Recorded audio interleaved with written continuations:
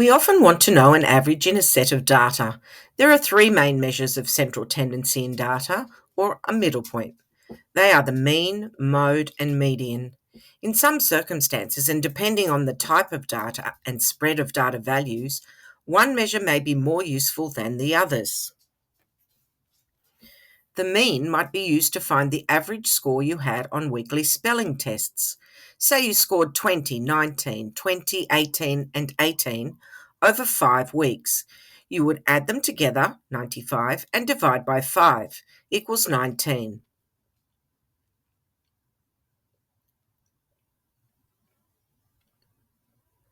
You can see that if the scores were 12, 19, 18, 19, and 20, that the 12, called an outlier because it's quite different from the rest of the data, would bring the mean down. The total would be 88, divided by 5 equals 17.6. That is lower than any of the scores, except the week you got 12 because you had a cold or forgot to study. So if you took the mode instead, 19 was the score that you got most often. Then the fact that there was one poor score does not drag down your average.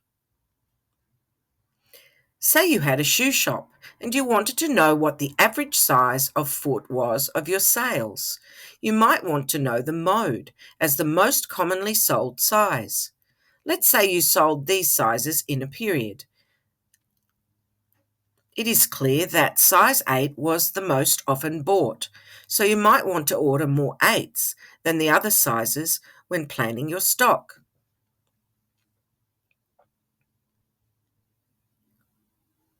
You could even use the mode if your data was not numbers but hair colours, because the mode describes the most frequently occurring category.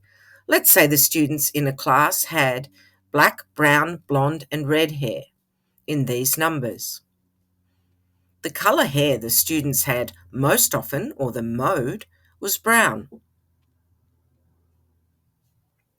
Say you had a cupcake stall and you wanted to know what the average number of cupcakes a customer bought was.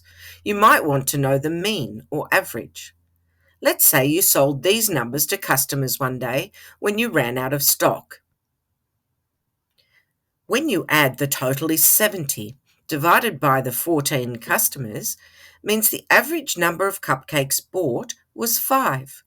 So you might plan to bake 5 per expected customer in future.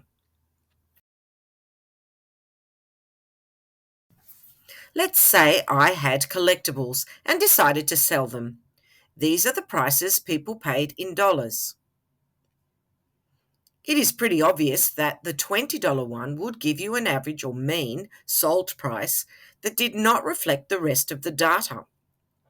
Total 63 divided by 9 sales is an average of $7. The mode would be $5 and the median would also be $5.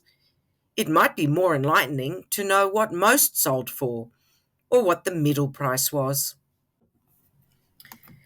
It's like when a real estate site tells you that the median price for houses sold in a suburb was, say, 2 million. It would be unrealistic to give a mean or average sold price if there were a few that sold for very high prices and a few that sold for very low ones. Say 5 sold for these prices. The median or middle sale price was $2 million.